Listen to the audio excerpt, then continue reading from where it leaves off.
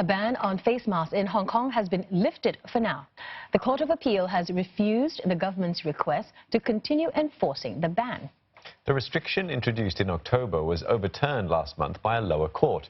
As the government prepared its case, it had wanted that earlier ruling suspended. The matter now goes back to the Court of Appeal for a full hearing, and that's going to be on the 9th of January. The court has stressed they are not condoning or encouraging the use of face masks at protests, and the judges have warned that those who continue to wear masks could risk prosecution should the government's appeal succeed. Meanwhile, a Hong Kong secondary school where 2 bombs were found says there's no evidence the explosives are linked to its staff or students. Officers defused the homemade bombs last night.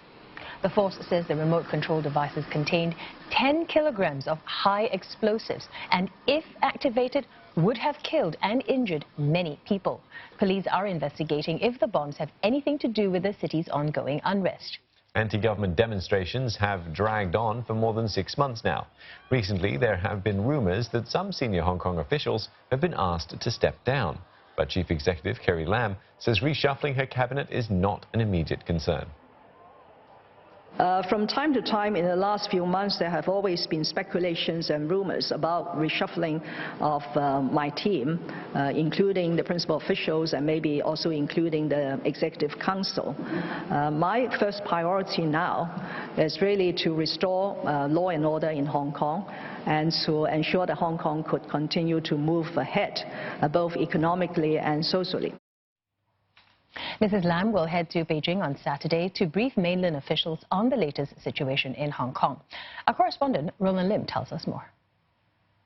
This will be a meeting, face-to-face meeting between Mrs. Carrie Lam and President Xi Jinping on Monday in Beijing. Mrs. Carrie Lam today confirming she will be leaving Hong Kong on Saturday to meet the top leadership in China. She downplayed the event in the sense that she says that this is her annual meeting with the top leadership.